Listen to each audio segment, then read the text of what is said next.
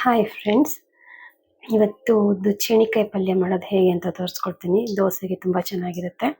ಅದಕ್ಕೆ ಬೇಕಾಗಿರುವಂಥದ್ದು ಚೇಣಿಕಾಯಿ, ಇಲ್ಲಿ ಹೆಚ್ಚಿರೋ ಈರುಳ್ಳಿ, ಬೆಳ್ಳುಳ್ಳಿ, ಕೊತ್ತಂಬರಿ ಸೊಪ್ಪು, ಸ್ವಲ್ಪ ತೆಂಗಿನಕಾಯಿ ತುರಿ, ಹಸಿರು ಮೆಣಸಿನ್ಕಾಯಿ ಎಲ್ಲದನ್ನೂ ಹೆಚ್ಚಿಟ್ಕೊಂಡಿದ್ದೀನಿ.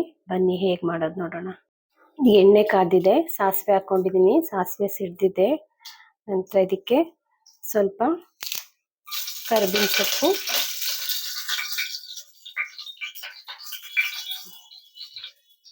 ಹೆಚ್ಚಿರೋ ಈರುಳ್ಳಿ ಮತ್ತು ಬೆಳ್ಳುಳ್ಳಿನ ಒಟ್ಟಿಗೆ ಹಾಕೊಳ್ತಾ ಇದ್ದೀನಿ.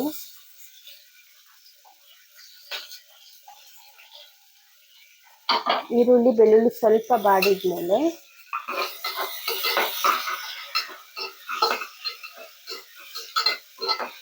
ತುಂಬ ಕೆಂಪಗಾಗೋದು ಬೇಡ, ಸ್ವಲ್ಪ ಬಾಡಿದ್ರೆ ಸಾಕು.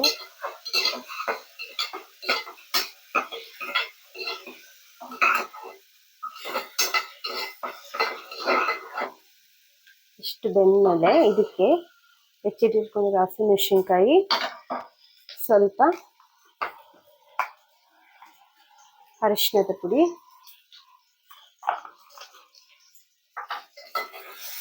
ಹಾಕಿ ಸ್ವಲ್ಪ ಅರಿಶಿಣ ಪುಡಿ ಹಸಿ ವಾಸನೆ ಹೋಗೋ ತನಕ ಹುರ್ಕೊಳ್ಳಿ.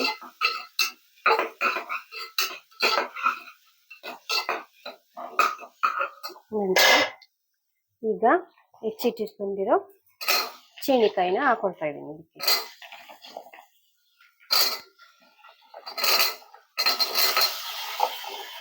ತೊಳೆದಿಟ್ಟಿದ್ದೀನಿ.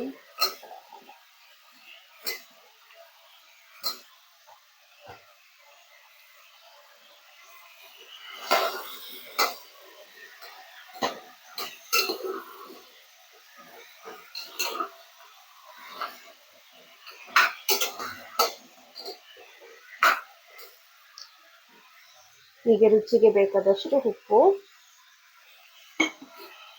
ಸ್ವಲ್ಪ ಉಪ್ಪು ಹಾಕೊಂಡು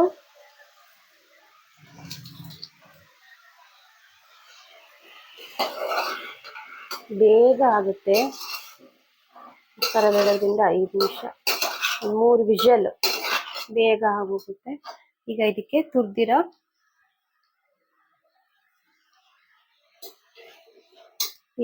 ತುರ್ದಿರೋ ಅಂತ ಕಾಯಿ ತುರಿ ಮತ್ತು ಕೊತ್ತಂಬರಿ ಸೊಪ್ಪನ್ನ ಹಾಕೊಳ್ತಾ ಇದ್ದೀನಿ.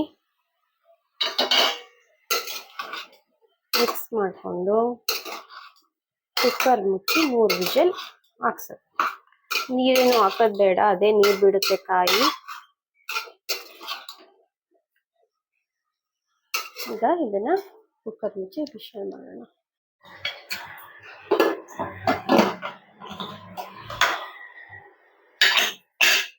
ಇದನ್ನು 3 ವಿಷಲ್ ಬರಲಿ.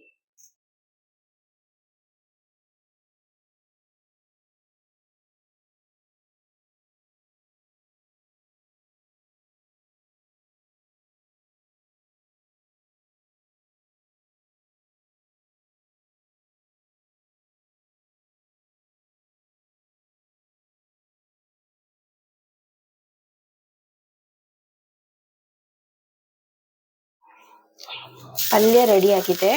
ಈಗ ದೋಸೆ ಹುಯ್ಯೋಣ.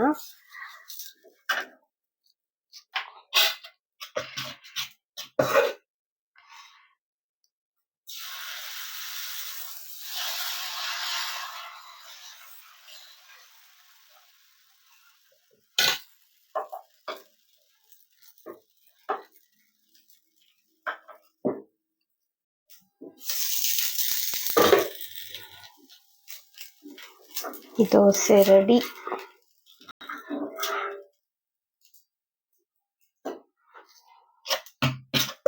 ಇನ್ನೊಂದು ದೋಸೆ ಹುಯ್ಯೋಣ.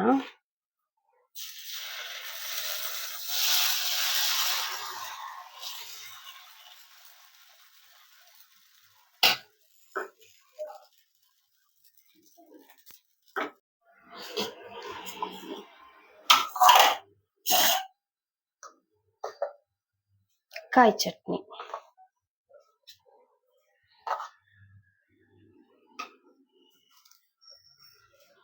ಅಷ್ಟೇ.